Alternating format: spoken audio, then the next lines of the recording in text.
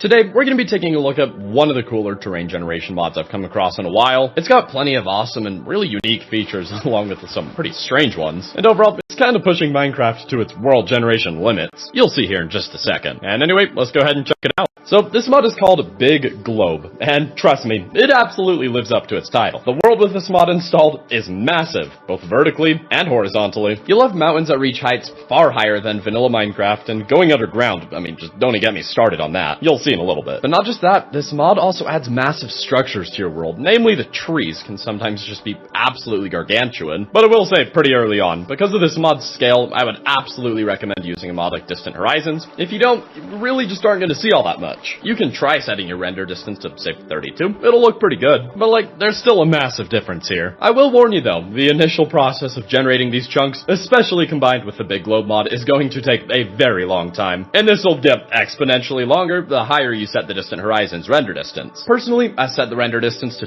250, then kind of just let the chunk loading do its thing, and here you can get kind of an idea of how long that took. Flying around the world does seem to help at least speed it up a little bit, but if you just sit in a stationary position for a while, it should eventually be good to go. And I'll also be using some shaders in this video as well, because as established, the combination of Distant Horizons and shaders that are compatible with it are just incredible. And I'll leave a link in the description that actually shows a bunch of shaders that work great with Distant Horizons. Mainly, I'll be using Bliss because it really is just very hard to top its visuals. But anyway, back to focusing on Big Globe specifically, this mod overhauls the entire world. Not only is the terrain giant, but it's also really detailed. For the most part in this video, I'm, focusing on the long drawn-out render distances and how it looks and its grand scale, but when you're focusing on just a single biome, you'll notice details like sticks and rocks on the ground. There's also custom trees, a mix of different tree species within a single biome, and beautiful details like little lakes. There's also really gradual transitions between biomes, which I think is really nice looking. And there's also plenty of new structures throughout your world. Homes with villagers living in them, huge branching mine shafts that reach out to the surface, massive amethyst clusters, and these awesome massive trees that I mentioned earlier. And again, because the terrain is so big, they blend in beautifully. They don't look out of place. And all the structures I just listed certainly aren't the only ones you'll come across. There's plenty more. And like I said before, there's some features in this mod that are quite strange. For example, the rivers are really unconventional. Say goodbye to them being flat. That's in the past now. They're just gonna travel along the side of a mountain. Trying to navigate these on a boat is next to impossible, because the water's surface is generating as if it's part of the mountain. It's interesting, but again, like I said,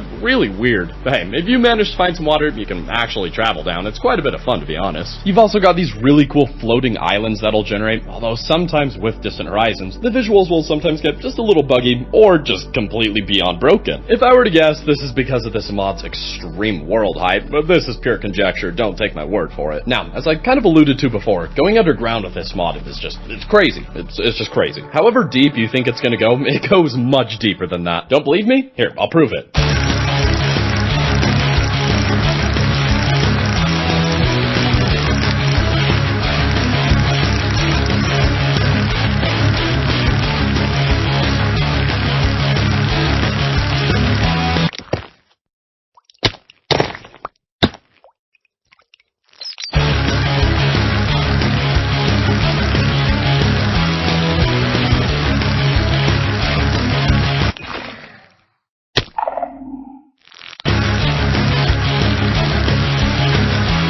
At this point, I started taking damage just from being this deep underground, just to really solidify the feeling that you're digging into the center of the planet.